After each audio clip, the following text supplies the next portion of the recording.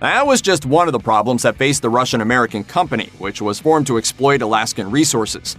At first, the company thrived thanks to the leadership of Alexander Baranov. He was on more or less friendly terms with native tribes, which helped the company become wildly profitable. But when he retired, the company was taken over by the Russian military, and things went quickly downhill. In an attempt to raise profits, they slashed the price they paid for pelts and furs. Desperate trappers ended up overhunting in an attempt to make up the lost wages, which in turn led to the drastic decline of the otter population, which led to the complete collapse of the Alaskan fur trade. And without profits from the fur trade, the whole endeavor suddenly began to make a lot less financial sense for the Russian government.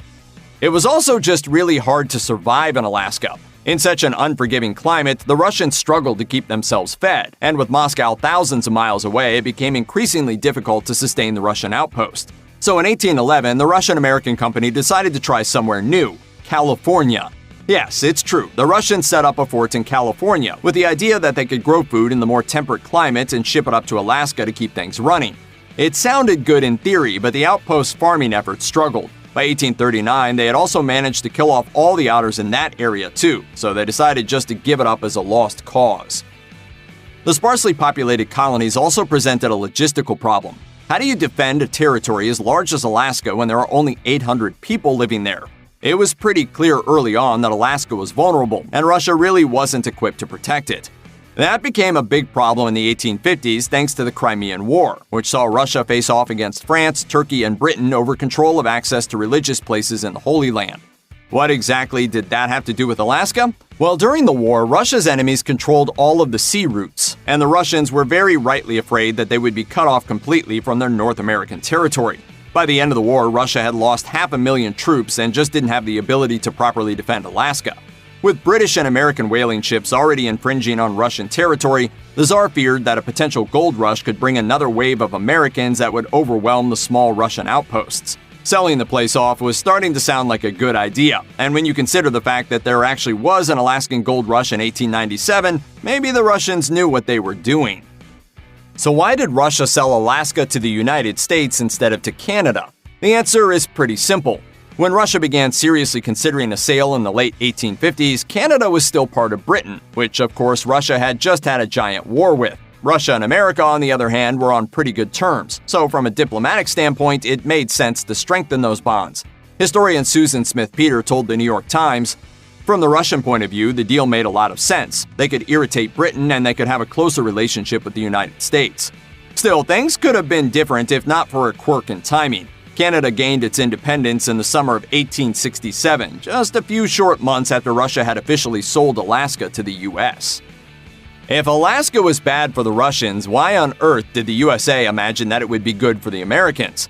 Part of it was the idea that there may indeed be gold up in them thar hills. But mostly it was manifest destiny, the idea that the United States was destined to expand to cover the whole continent, from the Atlantic to the Pacific. Though many mocked Secretary of State William H. Seward for buying the distant frozen land, he said that he did it because America was destined to roll resistless waves to the ice barriers of the North and to encounter Oriental civilization on the shores of the Pacific. And he got a pretty darn good deal, purchasing Alaska for $7.2 million, or just 2 cents per acre.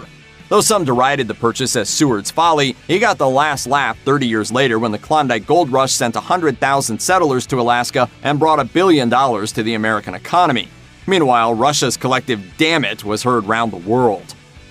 2020 hindsight is a pretty brilliant thing, isn't it? Even today, there are people in Russia who are still grumbling about the huge mistake that Tsar Alexander II made when he signed away the entire Alaskan territory for 2 cents an acre. In 2014, the Moscow Times wrote that there was a growing amount of generally facetious talk about taking back Alaska, and the 150th anniversary of the deal was noted in 2017 by many hardliners who felt the Tsar had sold out the nation. Sergei Aksyonov, the Prime Minister of Crimea, said, "If Russia was in possession of Alaska today, the geopolitical situation in the world would have been different." And he's right. If Russia still owned Alaska, they'd be the ones controlling all of the oil, mining, fisheries, and the state's other riches. And America would have no strategically placed military bases at the top of North America, and no claim to the Arctic at all, which means no real voice when it comes to addressing climate change-related problems like melting glaciers. But hey, that's not how it worked out, Russia. This is one literal Cold War you definitely can't win. Check out one of our newest videos right here, plus even more grunge videos about your